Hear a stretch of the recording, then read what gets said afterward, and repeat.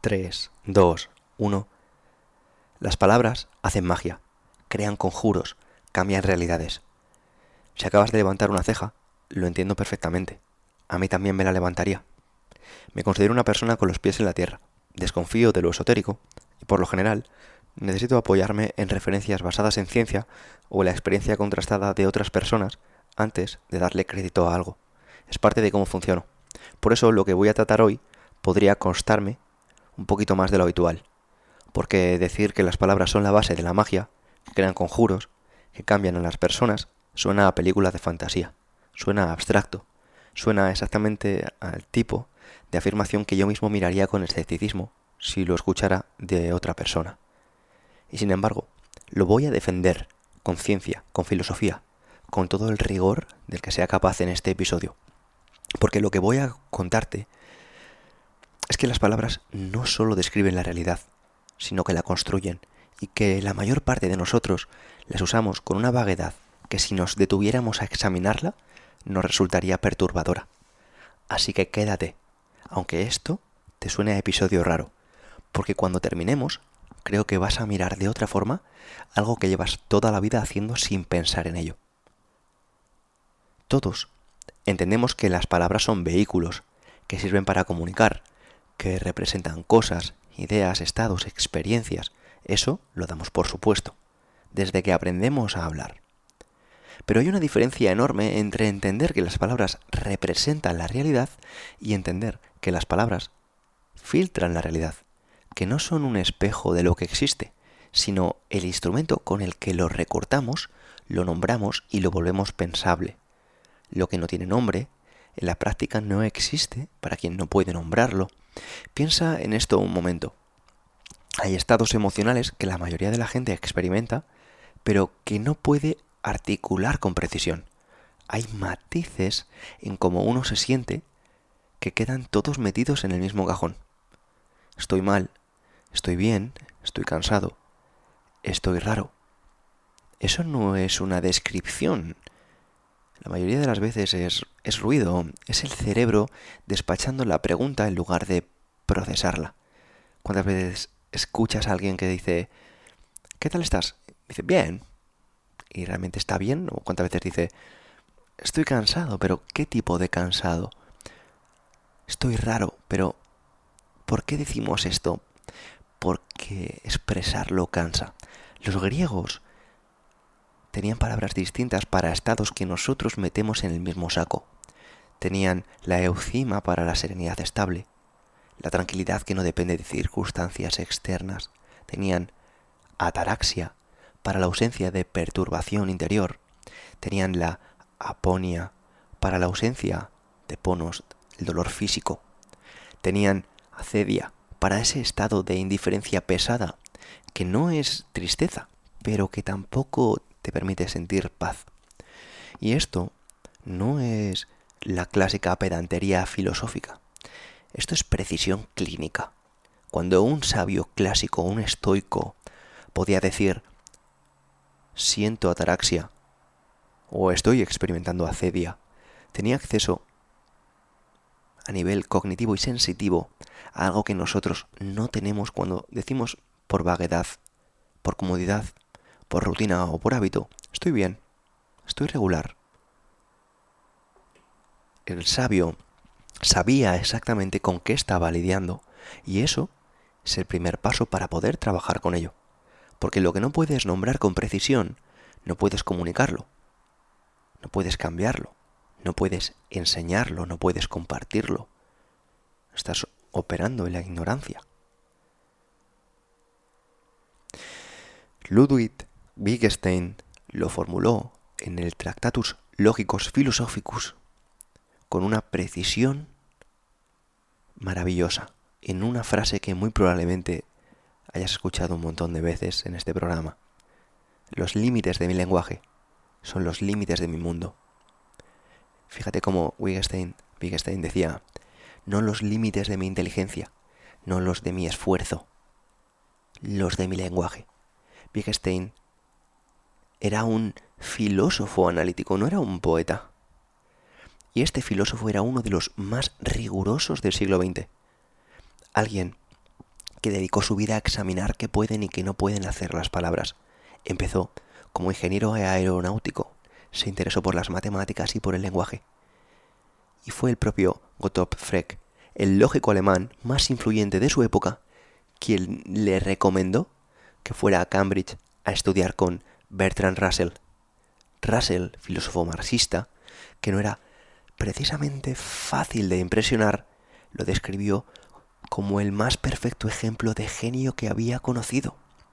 Apasionado, profundo, intenso, un hombre que aprendió de los mejores y que luego los superó a todos, hasta el punto de que cuando Russell regresó a Cambridge años después, encontró que la atmósfera filosófica estaba completamente dominada por su antiguo discípulo. Y el Tractatus, el libro que escribió en las trincheras de la Primera Guerra Mundial, en sus ratos libres, se convirtió en uno de los textos fundadores del Círculo de Viena, el movimiento que daría forma a toda la filosofía analítica del siglo XX. Todo eso para decir que no estamos ante una opinión, estamos ante una de las mentes más rigurosas de la historia moderna, formada por los mejores e influyente sobre generaciones enteras de pensadores, afirmando algo que merece ser tomado bastante en serio. Y lo que estaba diciendo con esa frase no es sencillamente una metáfora, es una descripción de cómo funciona un ser humano, la mente de un ser humano.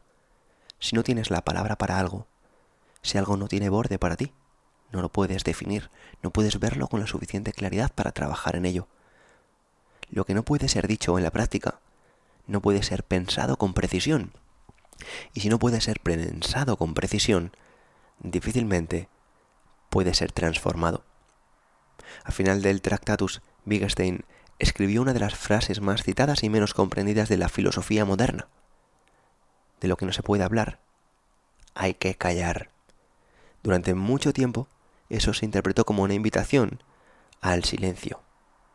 Pero hay otra lectura más sutil, que hay experiencias, estados, realidades que permanecen atrapadas precisamente porque no encontramos palabras para sacarlas a la luz.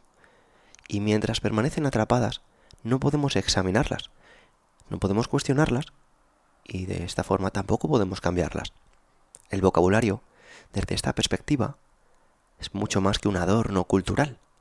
Es el instrumento con el que recortamos la realidad y la volvemos pensable. Quien tiene un vocabulario pobre no solo percibe menos cosas, sino las que percibe las percibe con menos resolución, con menos nitidez, como una imagen pixelada que otros pueden ver con mayor definición. Hace poco tuve una conversación que no he podido quitarme de la cabeza y que compartí en mi newsletter.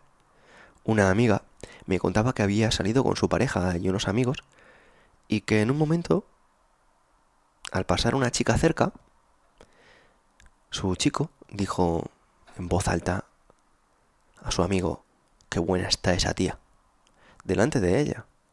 Y lo que más le dolía no solo era el comentario, que no fue poco.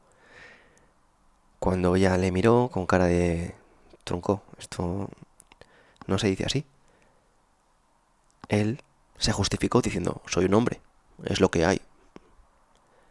Y me quedé pensando en eso, en la comodidad de esconderse detrás de una etiqueta para no tener que examinar lo que uno dice. Yo también soy un hombre y entiendo perfectamente la capacidad de apreciar la estética de un cuerpo trabajado, la armonía que produce la disciplina, lo que transmite a alguien que ha invertido en sí mismo y en su cuerpo. Eso es completamente humano, no solo en hombres, sino también en mujeres. Pero hay una distancia enorme entre sentir eso y decir qué cuerpo tan trabajado tiene esa mujer, o expresarlo como qué buena está, como si fuese algo que está para saborearse o degustarse. Para muchos de nosotros hay un abismo entre estas dos expresiones. Y esta distancia tiene un nombre.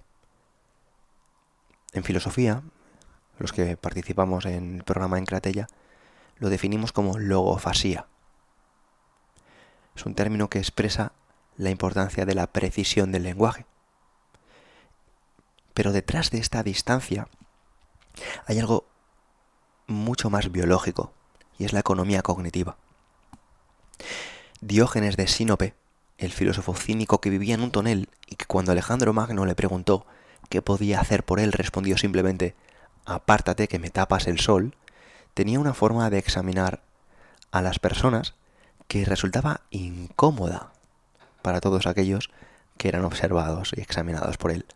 Diógenes observaba cómo hablaban y cómo se expresaban, no solo qué decían, también cómo lo decían. Decía que el lenguaje de un hombre era su retrato más fiel, que podías conocer la arquitectura interior de una persona escuchando las palabras que elegía cuando no pensaba en elegirlas, sino que brotaban de ella. Y en eso, como en tantas otras cosas, tenía razón.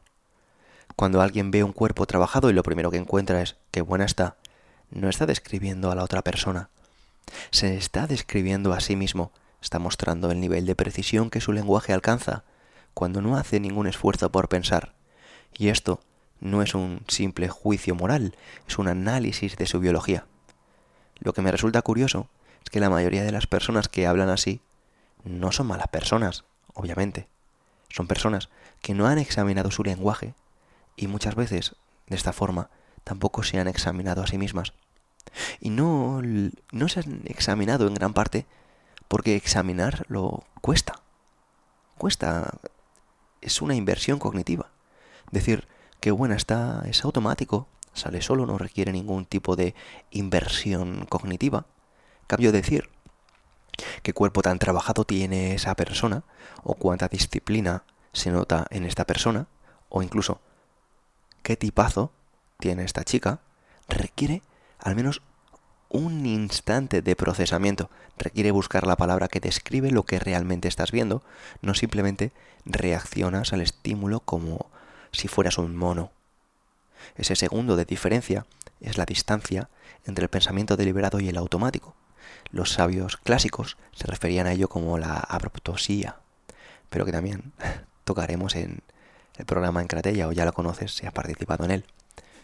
Y aquí está lo que muchas personas no saben o que pocas personas conocen o les han dicho, y es que si no haces este esfuerzo, no solo le fallas a la persona que tienes al lado, te fallas a ti mismo.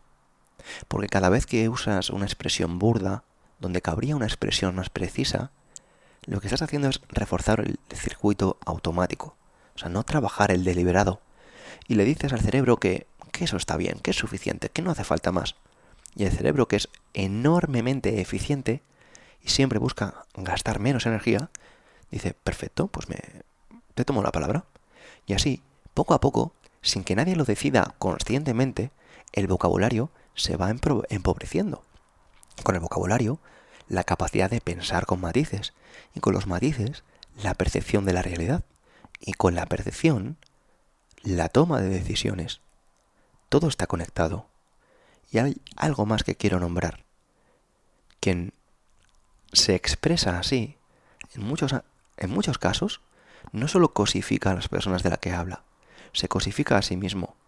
Se reduce a un mecanismo de reacción y le falta el respeto a quien tiene al lado, que tiene que presenciar lo que revela ese lenguaje sobre la persona con la que ha elegido estar. El estatus que tanto nos esforzamos en perseguir no se construye solo con lo que uno hace, se construye también con cómo uno se expresa, cómo uno habla. Porque la forma en la que uno se expresa refleja con fidelidad la calidad del pensamiento que hay detrás. Epicteto, el filósofo estoico, que había sido esclavo y que sabía mejor que nadie lo que significa no tener control sobre las circunstancias externas, enseñaba que lo único verdaderamente nuestro es la elección de cómo respondemos, no lo que nos ocurre, lo que hacemos con ello.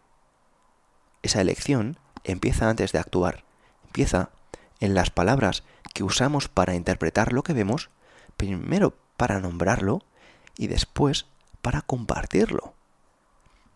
Quien no trabaja ese espacio entre el estímulo y la respuesta, ese instante, ese lapso en el que el lenguaje elige por uno mismo, vive a merced de sus automatismos.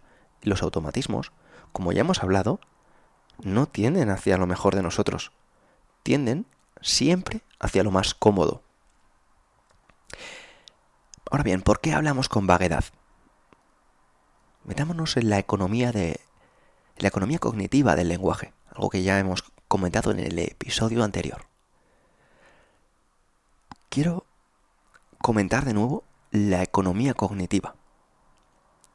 Porque, y esto te va a quedar muy claro con el ejemplo de hoy, utilizar las palabras con precisión cansa.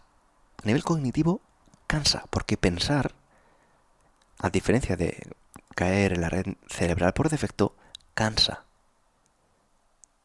Y esto no es una exageración, es fisiología. Buscar la palabra exacta, la palabra que realmente describe lo que quieres expresar en lugar de utilizar la primera que aparece por tu cabeza, requiere un pensamiento deliberado, requiere que la corteza prefrontal intervenga, requiere que por un instante frenes del piloto automático, requiere que evalúes, que descartes y que afines. Y esto está utilizando glutamato. Activa circuitos que tienen un coste, consume el mismo recurso limitado que usas para aprender, para tomar decisiones, para generar escenarios, para resistir impulsos, para mantener tu atención. Por eso, la mayoría de las personas habla con vaguedad. Y no es porque no les importe, sino porque el cerebro suele estar agotado. Cuando está agotado o cuando no ha sido entrenado para esto, va a tomar siempre el camino de menor resistencia. Va a utilizar el término más cercano, el más disponible, el más automático.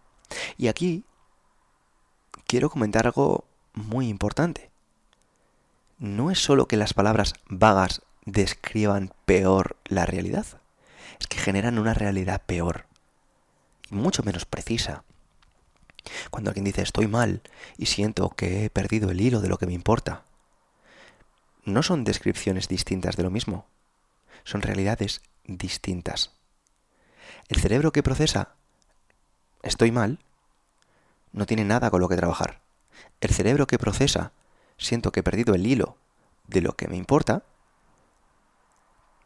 tiene una dirección, tiene una textura y tiene algo concreto sobre lo que actuar, en este caso, su atención. No es lo mismo decir no puedo que decir no he encontrado todavía la forma de hacerlo. Y esto no son sinónimos. Decir no puedo no permite actuar. El segundo te mantiene enganchado, te mantiene buscando soluciones. Hay personas que se acostumbran a expresar soy así. Pero decir soy así y decir he repetido este patrón tantas veces que ya no lo cuestiono, oye, aunque pueda ser muy parecido, no es lo mismo. Primero está fijando una realidad, está fijando una identidad, y el segundo te permite interrumpir esta realidad, cambiar esta identidad. Estas diferencias no son estéticas, son diferencias que determinan lo que el cerebro hace y cómo el cerebro va a interpretar a partir de ahora.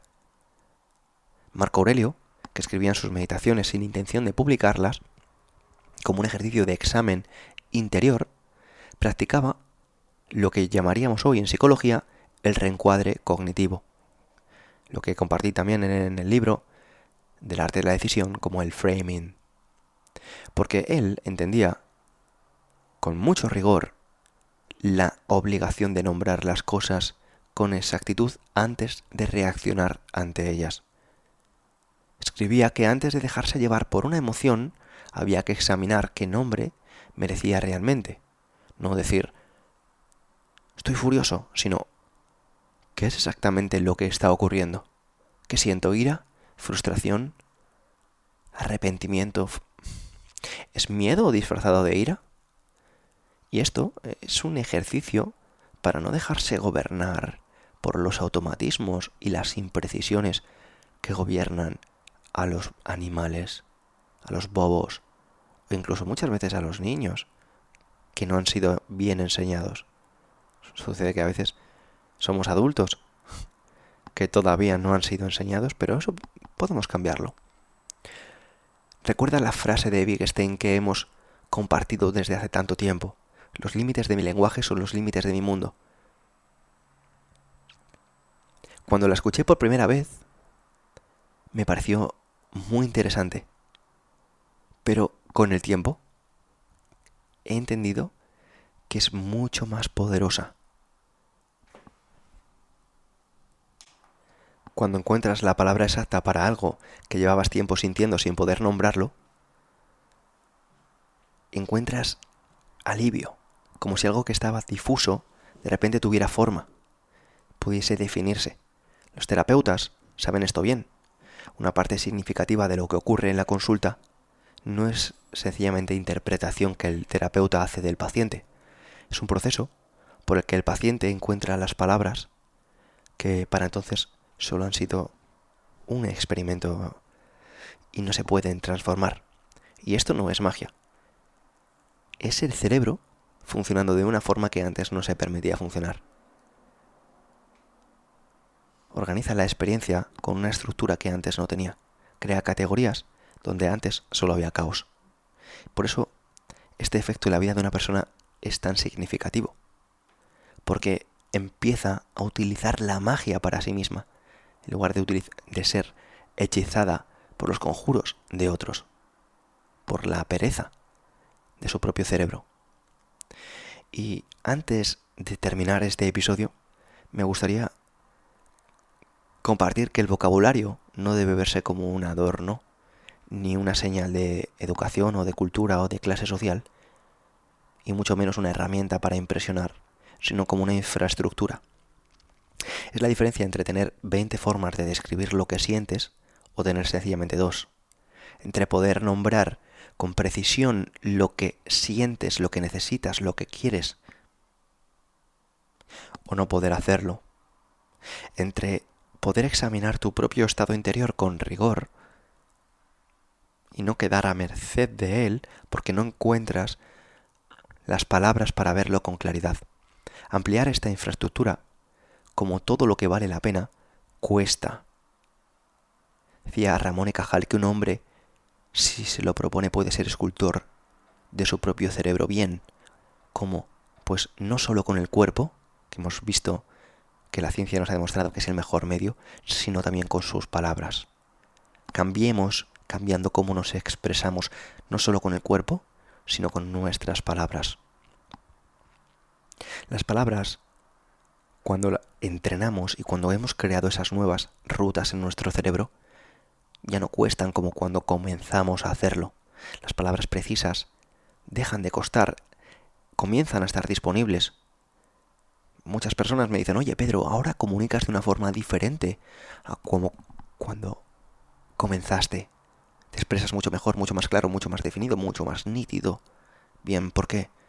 Son más de 500 episodios, más de 540 episodios, más de 500 guiones, escuchando, leyendo, aprendiendo, documentándome, generando nuevas conexiones en mi cerebro a través de las palabras, entendiendo que no es lo que ocurre, es lo que hacemos con ello, que el futuro no es un por hacer, es un porvenir, que depende de lo que nosotros hacemos con nuestras elecciones y nuestras decisiones. Las palabras con las que nombramos lo que nos ocurre, las palabras que usamos para interpretar lo que sucede, las palabras que elegimos para comunicarlo, nunca son neutrales. Son el primer eslabón de una cadena que lleva desde el estímulo hasta la respuesta, desde la causa hasta el efecto.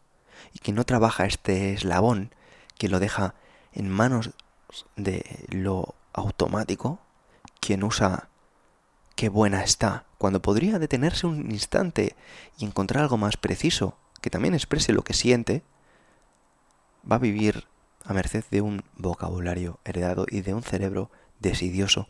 Y ese vocabulario heredado, como todo lo que se hereda, sin examinarlo, muchas veces no nos representa. Para terminar, no te estoy pidiendo que hables de otra manera para parecer más culto o más sofisticado, sino la exigencia es muy superior. Te estoy pidiendo algo más difícil y, a mi juicio, mucho más interesante. Que examines las palabras que usas cuando no piensas, las que aparecen en tu cabeza. las que describen cómo te sientes, cómo ves a los demás, cómo te hablas a ti mismo. Porque ahí, en ese lenguaje, sin audiencia, está el retrato que sabios como Diógenes habrían podido ver. Y también el mapa que Wittgenstein describió. Y también el primer eslabón que Epicteto señalaba. Y te advierto que si no te gusta lo que encuentras, la buena noticia es que el lenguaje, a diferencia de muchas otras cosas, es algo que puede cambiarse, que puede cultivarse y que puede expandirse. Pero primero, hay que mirarlo. Soy Pedro Ibar, esto es Emotion Me. Nos vemos en el próximo episodio. Muchas gracias por escuchar.